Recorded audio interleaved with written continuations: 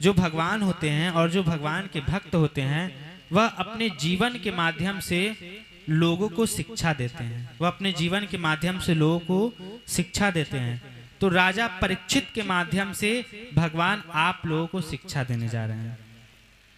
राजा परीक्षित एक दिन शिकार खेलने गए और जब शिकार खेलने गए तो जब महाभारत का युद्ध हुआ था तो अनेक राजाओं का मुकुट हस्तिनापुर में रखा गया था और उसमें से एक मुकुट था जरासंध का मुकुट था। तो पांचों पांडव लोग बोले थे कि इस मुकुट को कोई अपने सर पे धारण नहीं करेगा, क्योंकि वह जरासंध का मुकुट था और वह जरासंध बड़ा पापी था। वह राजाओं के धन को छीन छीन करके अपने राज्य का विस्तार किया था, लोगों को कष्ट दे करके अपने राज्य का विस्तार किया था। इसलिए उसके धन पर, उसके मुकुट पर कलयुग का निवास था। और राजा परीक्षित जब गए तो देखे कि यह मुकुट बड़ा सुंदर है और वह अनजाने में उस मुकुट को अपने सिर पर धारण कर लिए और सिर पर धारण करने के कारण कलयुग उनके सिर पर सवार हो गया।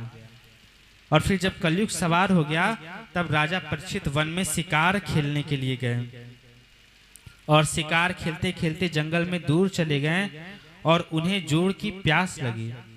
और फिर उन्होंने देखा कि एक संत की कुटिया है, समीक ऋषि का आश्रम है। और जब उस आश्रम पर राजा परीक्षित आए तो देखें कि वह महात्मा समीक मुनि भगवान के ध्यान में बैठे हुए हैं और उनके सर पे तो था कलयुग।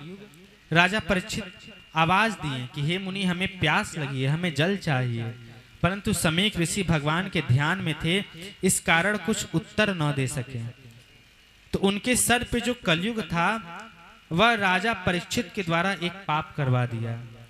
वह कलयुग क्या बोला कि अरे ये कोई मुनि है, ये तो केवल एक ढोंग कर रहे हैं।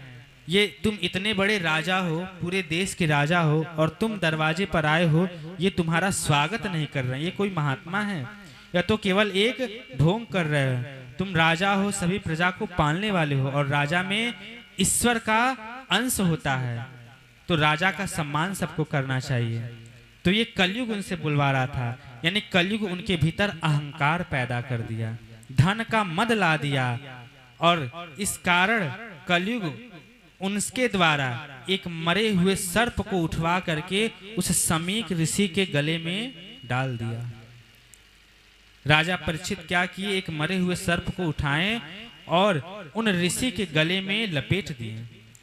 और जब उन ऋषि का पुत्र को पता चला, उनके पुत्र थे श्रृंगी ऋषि, जब श्रृंगी ऋषि को पता चला कि हमारे पिता के गले में राजा परीक्षित ने मरा हुआ सर्प डाल दिया है, तब उन्हें बड़ा क्रोध आया और वह राजा परीक्षित को श्राप दे दिए कि जाओ, आज से 7वें दिन तुम्हें तक्षक नाग डस लेगा और तक्षक नाग के डसने के कारण तुम्हारी मृत्यु हो जाएगी।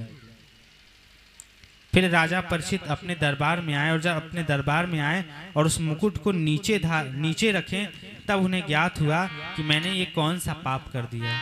इस कलयुग ने तो हमें ठग लिया। अब आप बताइए कि जरा सी चूक हुई। राजा परीक्षित कोई साधारण नहीं है। पांचों पांडव के पुत्र, अर्जुन के पुत्र अभिमन्यु और अभिमन्यु के पुत्र राजा परीक्षित हैं, जो गर्भ में भगवान का दर्शन